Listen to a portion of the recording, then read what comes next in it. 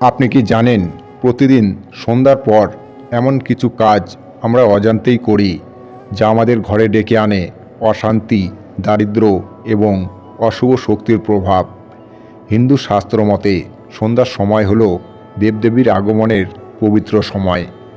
এই সময় যদি আপনি ভুল করেন তবে মা লক্ষ্মী রুষ্ট হন আর সংসারে শুরু হয় অশান্তি।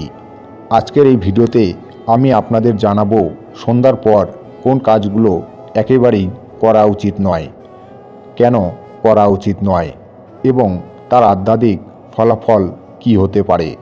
ভিডিওটি শেষ পর্যন্ত দেখুন, কারণ শেষের ভুলটি এমন একটি কাজ যা 90% মানুষ প্রতিদিন করছে।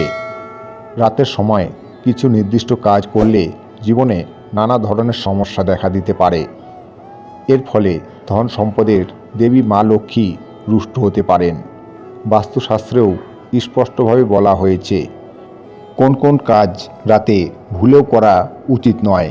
মনে করা হয় রাতের বেলা এই ধরনের কাজ করলে অশুভ ফল লাভ হয়। তাহলে জেনে নেওয়া যাক বাস্তু টিপস অনুযায়ী রাতে কোন কাজগুলি এড়িয়ে চলা উচিত। নাম্বার 1, সন্ধ্যার পর ঘর ঝাড় দেওয়া।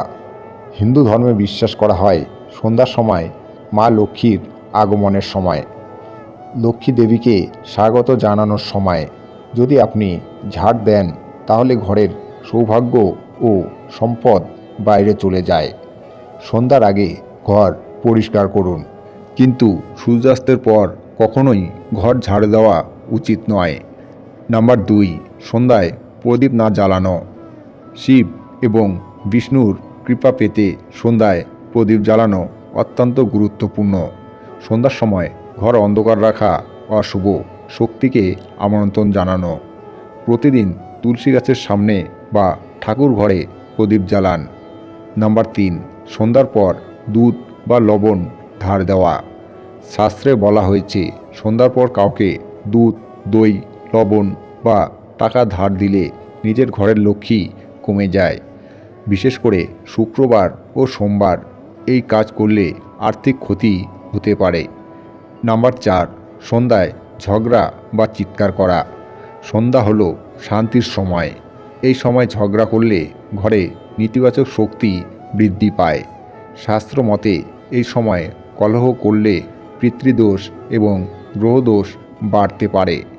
নাম্বার 5, সন্ধ্যার পর চুল ও নখ কাটা। শনির প্রভাব বাড়তে পারে বলে বিশ্বাস করা হয়। সন্ধ্যার পর নখ বা চুল কাটা অশুভ বলে গণ্য হয় এবং এতে ভাগ্য হ্রাস পায়। নাম্বার 6, সন্ধ্যায় টাকা গোনা। সন্ধ্যার সময় অর্থ গোনা বা হিসাব করা থেকে বিরত থাকুন। এই সময় মন শান্ত রেখে প্রার্থনা করুন। নাম্বার 7, সন্ধ্যার পর আয়নার সামনে বেশি সময় দাঁড়ানো। বিশ্বাস করা হয় এই সময় আয়নার সামনে বেশি সময় কাটালে নেতিবাচক শক্তির প্রভাব বাড়তে পারে। নাম্বার 8, প্রধান দরজা বন্ধ রাখা। সন্ধ্যার সময় কিছুক্ষণ প্রধান দরজা খোলা রাখুন যাতে শুভ শক্তি প্রবেশ করতে পারে। নাম্বার 9, সন্ধ্যায় ঈশ্বরের নাম না নেওয়া।